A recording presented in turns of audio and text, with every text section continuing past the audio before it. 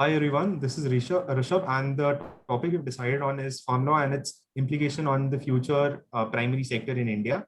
According to me, I think that farm law implication of farm law is a good way and a good way to go forward about, because it will generate a lot of employments because of the technological advancement that it comes along. So it is definitely a good thing that it will help farmers develop and the country develop overall.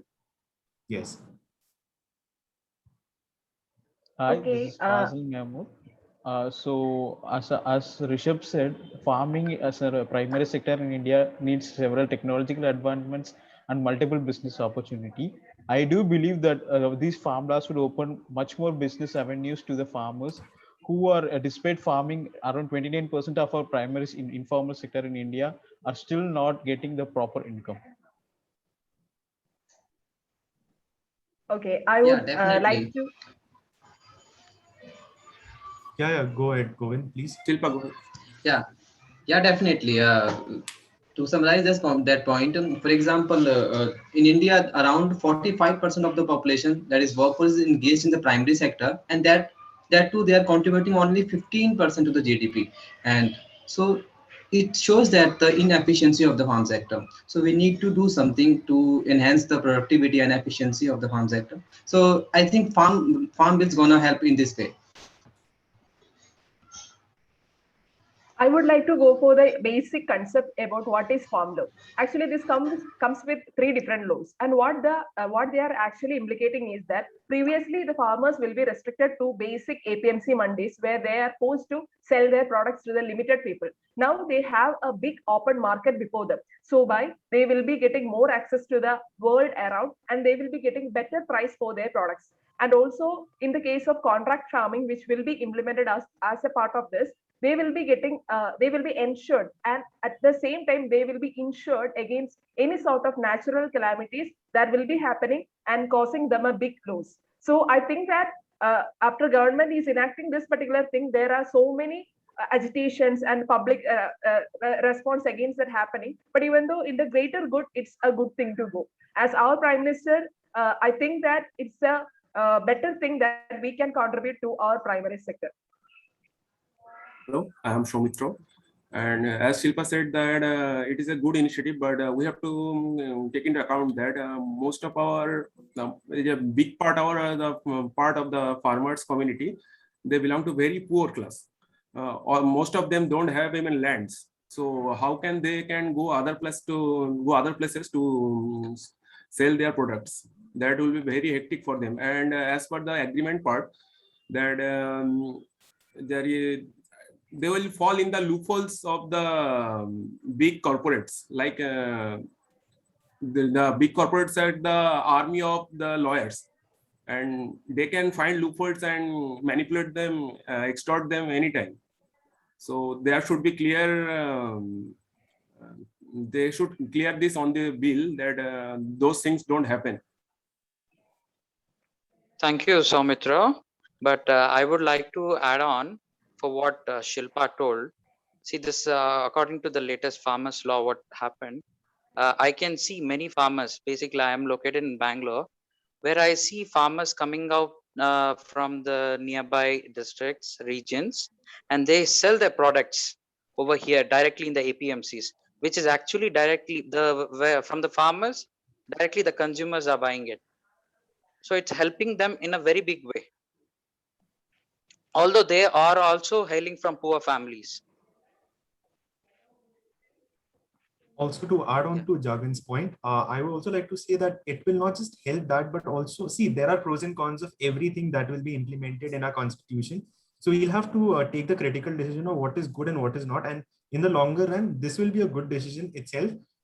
Even thinking about the ones that are marginalized, the marginalized farmers from Jharkhand, UP, Bihar, they will be getting the most of the benefit out of this. So I think this is a good direction. This is a good way that the country is taking a step towards, and they will help not just develop the economy itself, but also help develop the living standards and the culture of our country as a whole.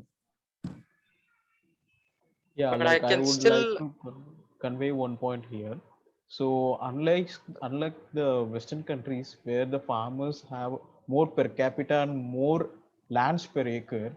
Unfortunately, in India, the farmers are very like they are under in a primary basis. So having, despite the fact that giving an open market to them to sell, they would kind of come into the same loop where they would be depending on the middleman in any form, in some other format. Earlier it was a middleman, now it will be some big corporate house. So we, as Soumitra said, we need to prepare proper regulations to ensure that the primary sector in future is regulated very well. Yes, I totally agree with you that in those cases, the big corporate can easily manipulate them.